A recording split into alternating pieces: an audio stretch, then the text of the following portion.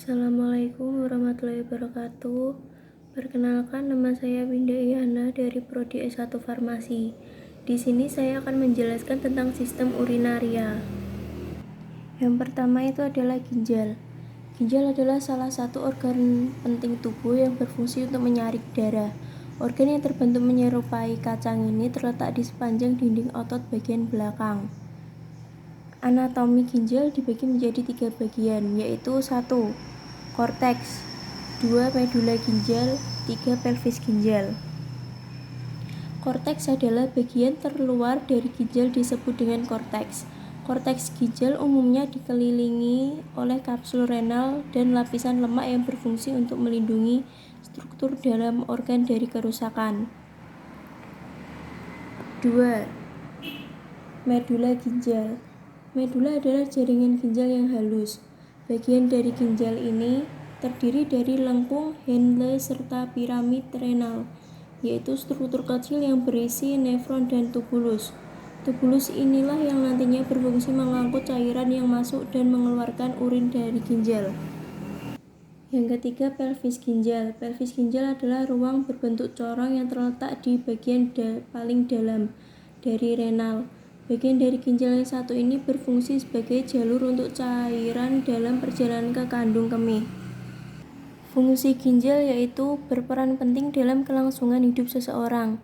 Pasalnya, fungsi utama ginjal adalah menyaring limbah dari cairan dari dalam tubuh, baik yang berasal dari makanan, obat-obatan, dan zat beracun.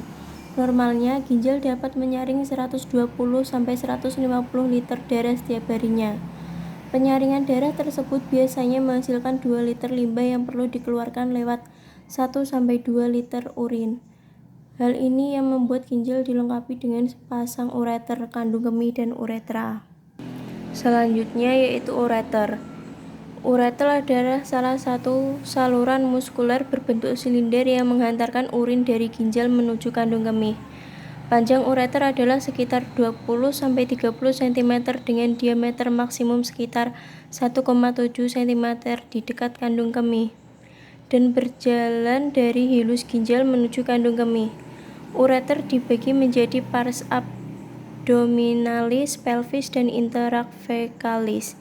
Dinding ureter terdiri dari mukosa yang dilapisi oleh sel-sel tradisional, otot polos sirkuler, dan longitudinal yang dapat melengkang gerakan kontraksi guna mengeluarkan urin ke buli-buli.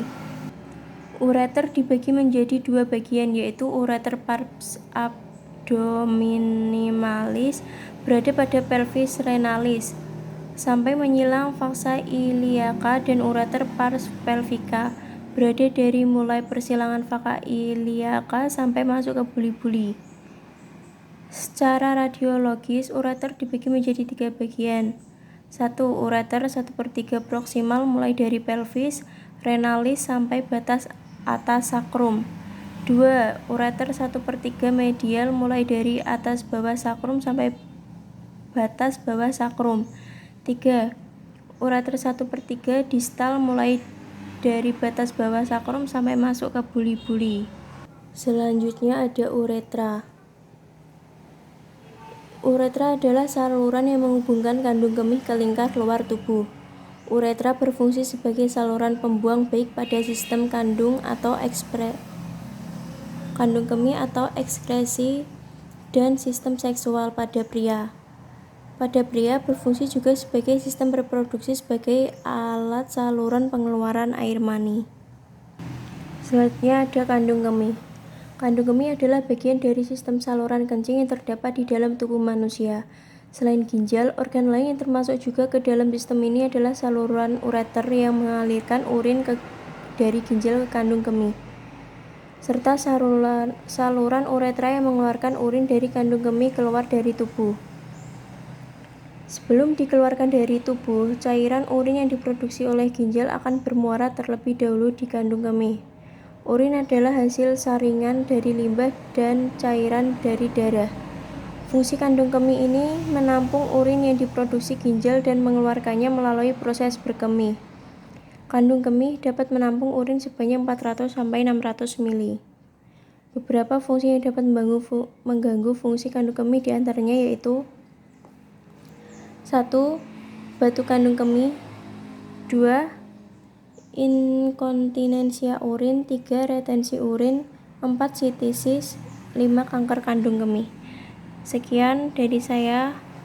Wassalamualaikum warahmatullahi wabarakatuh.